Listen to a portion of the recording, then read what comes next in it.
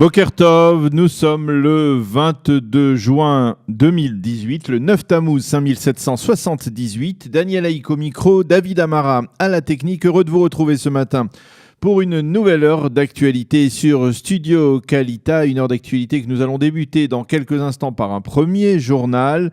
Ensuite, vers 8h10, eh bien, nous serons en ligne avec l'avocat Maître Philippe Koskas, avec lequel nous parlerons de l'inculpation hier de Sarah Netanyahou. Sarah Netanyahou qui a été inculpée par le conseiller juridique du gouvernement, et oui David, de détournement de fonds publics, d'abus de confiance et de fraude, ni plus ni moins. Nous en parlerons donc avec Maître Philippe Koskas vers 8h10, 8h12. Vers 8h25, Eliana Gurfinkel nous présentera sa chronique quotidienne, Un jour notre histoire. Vers 8h35, je vous présenterai la revue de la presse et des médias israéliens de ce vendredi matin. Et vers 8h45, eh bien, comme chaque vendredi, nous recevrons dans ce studio une personnalité rabbinique, le Rav Yair Rochner ce matin, qui commentera avec nous la paracha de la semaine, la paracha Chukat.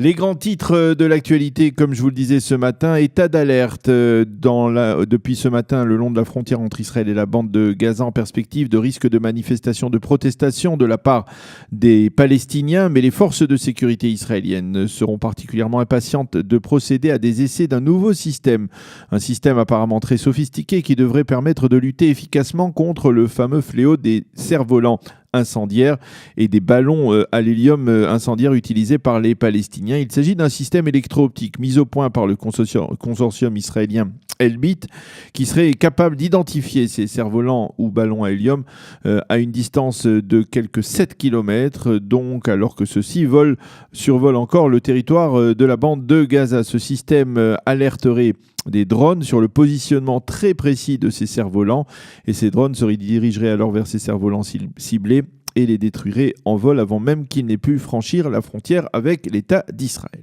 Ce système a été présenté au cours des derniers jours au commandant en chef des forces terrestres de Tsahal, le général Kobi Barak. Selon un expert, il est encore prématuré de se réjouir à ce sujet, mais il se dit lui-même persuadé qu'un tel système pourra neutraliser des menaces contre l'État d'Israël, en tout cas en particulier cette menace des cerfs-volants incendiaires. Il faut souligner que les cerfs-volants et ballons volants ont entraîné hier une vingtaine d'incendies dans le pourtour de la bande de Gaza, avec encore des centaines d'hectares de terre, ou en tout cas des dizaines au moins d'hectares de terre qui ont été détruits hier.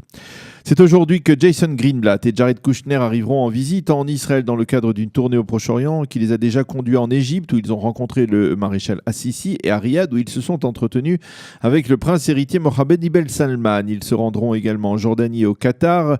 Jared Kushner et Jason Greenblatt rencontreront soit aujourd'hui, soit samedi soir. Ce n'a pas encore été apparemment décidé. Le Premier ministre Benjamin Netanyahou, il devrait discuter avec lui des grands dossiers à l'ordre du jour, à savoir en particulier la menace iranienne, la menace du nucléaire iranien, mais également la menace expansionniste de l'Iran en Syrie. Et également, il sera question du processus de paix qui paraît être plus moribond que jamais.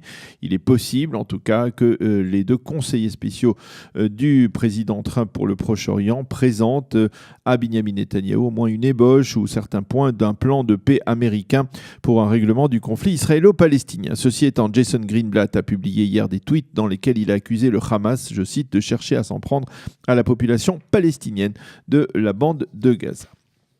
Après que le conseiller juridique du gouvernement Avichai Mendelblit ait décidé d'inculper hier Sarah Netanyahou dans l'affaire des repas gourmets qui ont été fournis à la résidence du Premier ministre, des tractations ont apparemment repris en vue de parvenir à un accord de compromis entre l'État et les avocats de la défense de Sarah Netanyahou, un accord qui permettrait d'éviter l'ouverture d'un procès dans lequel l'accusée principale serait donc l'épouse de Benjamin Netanyahou. Selon certaines rumeurs qui circulent depuis hier, Sarah Netanyahou pourrait reconnaître les faits et payer une amende conséquente, ce qu'elle a jusqu'à présent toujours refusé de faire.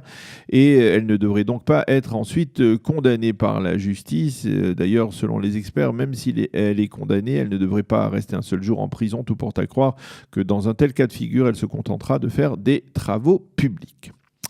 L'agence juive s'acharne à vouloir désigner Yitzhak Herzog au poste de nouveau président de l'organisme sioniste en remplacement de Nathan Sharansky, mais le Premier ministre Benjamin Netanyahou ne semble pas vouloir accepter cette décision, une décision qui a été prise hier, en tout cas hier matin, par le conseil d'administration de l'agence juive. 9 des 10 membres de ce conseil habilités à voter ont voté en faveur d'Yitzhak Herzog. Un seul a voté en faveur du candidat présenté par Benjamin Netanyahou. Il s'agit de Yuval Steinitz, le ministre de l'Énergie, et qui est l'un des plus fidèles lieutenants du Premier ministre Netanyahou. Selon certaines rumeurs, le Premier ministre pourrait finalement se résigner à la nomination de Yitzhak Herzog en échange d'un renoncement du Parti travailliste au poste de président du Keren Kayemet l'Israël, qui est une organisation bien plus riche aujourd'hui que l'agence juive. En attendant, le départ d'Yitzhak Herzog de la Knesset pose un problème politico-constitutionnel, si l'on peut dire. Qui le remplacera au poste important de chef de l'opposition? Avi Gabay, l'actuel patron du Parti travailliste, n'est pas député et donc il ne peut occuper une telle fonction. Il y a donc 2 candidates à ce poste. Il s'agit de Tzipi Livni et de Sheli Yerimovic, et c'est donc Gabay qui devra trancher. Enfin, sachez que Ringo Starr est en Israël, le célèbre Beatles, et qui a près de 70 ans, mais qui ne les fait pas apparemment, a atterri hier en perspective de 2 concerts qu'il donnera la semaine prochaine à Tel Aviv. En arrivant, Ringo Starr a demandé à faire passer un message de paix et de tolérance. « Nous sommes arrivés, j'espère vous voir lors de mes spectacles », a-t-il affirmé donc à ses supporters.